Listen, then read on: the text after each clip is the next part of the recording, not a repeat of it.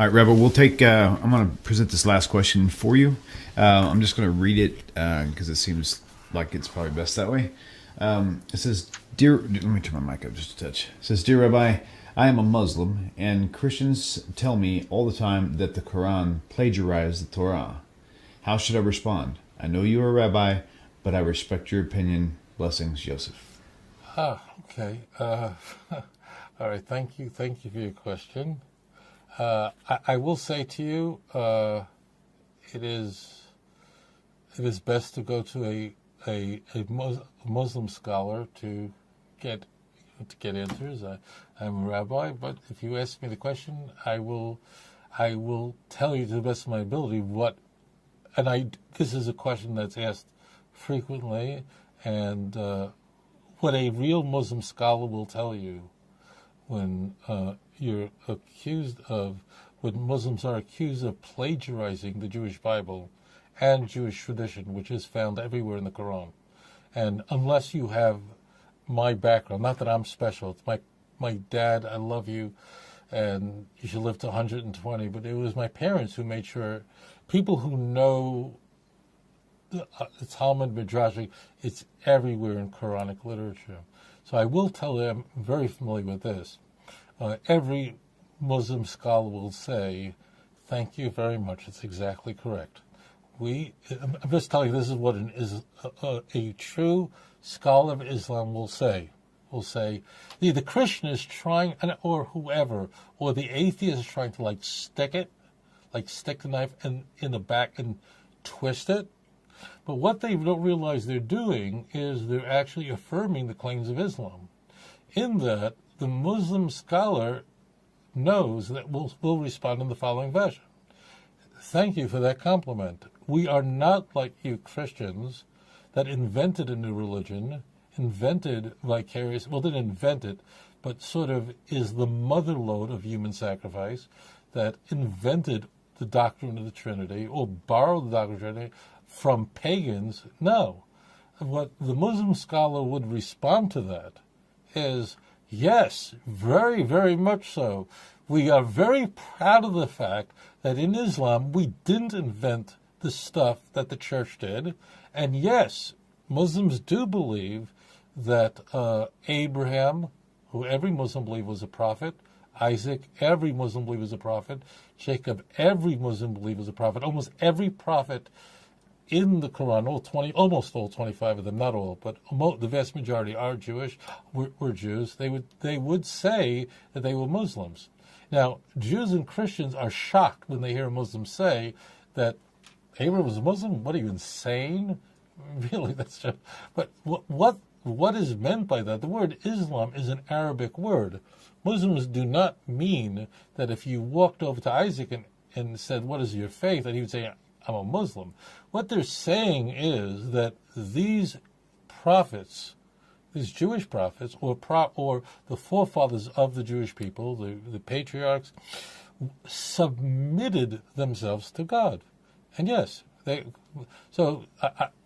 it's not my business, frankly, as a rabbi, to stick my cute Jewish nose into my cousin's business, the business of my dear cousins who are Muslims. But the proper answer to this is, yes, we didn't do what you guys did. We every fundamental doctrine of the Torah, the one absolute tawhid, it's a great Arabic word, not in the Quran, but it's an exquisite word that conveys an absolute oneness, Unitarian, indivisible oneness of God.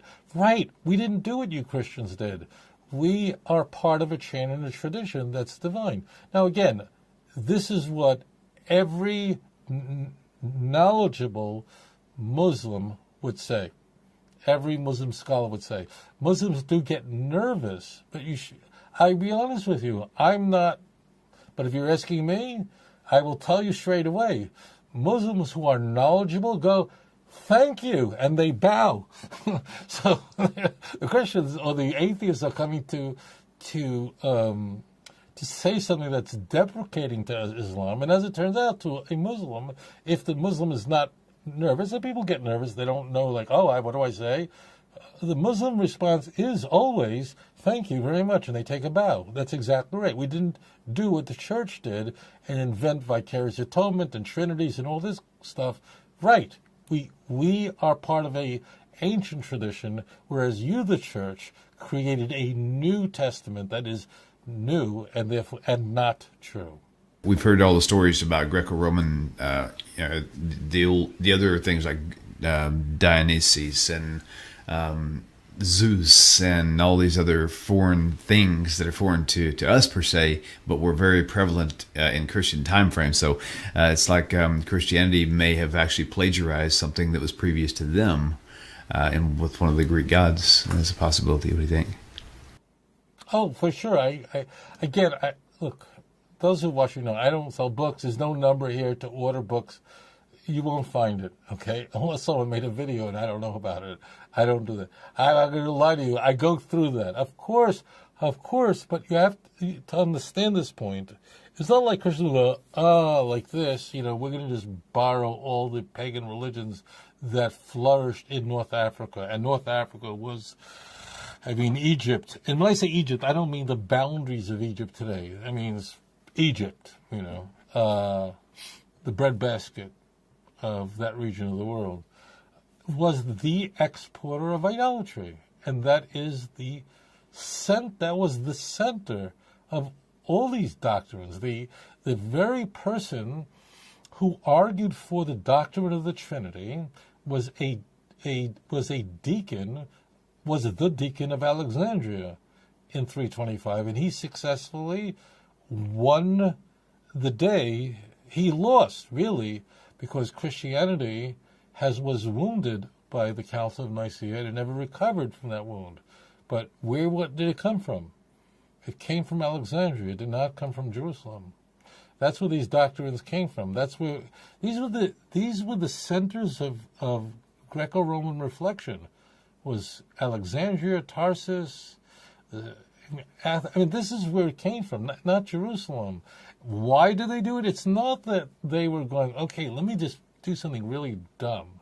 What they would try to do is they wanted to convert everybody, which Christianity is obviously a proselytizing religion from the get-go. Of course it is. And they had to address a question, and that is, what is the best way to proselytize people who are pagans? And they took their cues from Paul. And Paul, in 1 Corinthians chapter 9, verse 20 and 21, Paul says, look, this is what you do. They took the cues right out of the letter of Paul written in the mid-50s. To the Jew, I come as a Jew that I may gain the Jews. To those who are not under the law, I come as one who is not under the law, that I may gain those who are not under the law. I could ultimately, summing it up, I become all things to all men that I may gain some, which means, of course means, now I know, I don't mean this badly, but I know that Christians have the spin on it so it doesn't sound bad. It is bad. It means everybody knows what Paul's saying. I could be anything to anyone. That means I'm a chameleon. You can be a chameleon. And I'll never forget this. I'll just say, I don't think I ever taught this in public. Maybe I did. I remember. I remember speaking to a missionary from a Chosen People Ministries. And we were talking. It was just a personal. When I say personal, it wasn't personal like his personal life. But I said, why are you, using Talmudic texts out of context? Why are you calling it Jewish? You go to church, okay? Chosen People Ministries is a Baptist mission to the Jews. So, he said, it's like you take your kid to the doctor.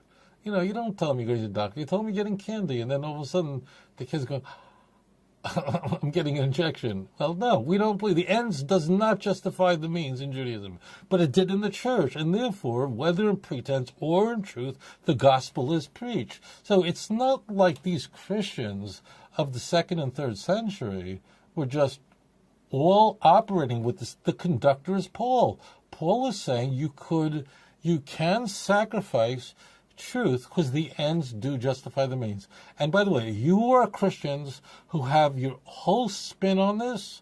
Do not send me an email on this. Okay, don't waste your time. I don't mean that in disrespect. I've heard them all. it isn't correct. This is what is being conveyed. Doesn't mean Paul's saying go around and be a liar, but Paul is teaching what is called indigenous missions.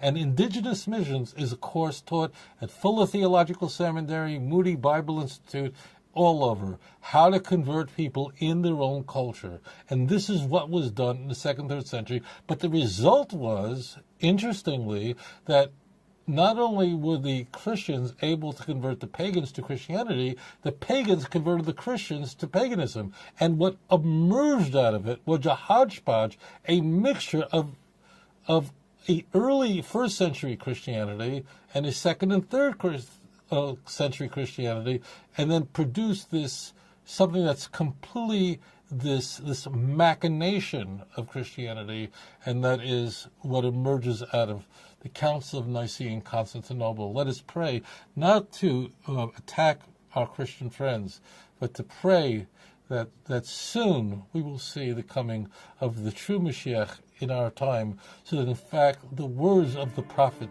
Zephaniah will be fulfilled. For I will make all the peoples of the world of a pure speech, and they will all invoke only the name of Hashem, no other name, and they will serve him with all the praise. Thank you for joining me.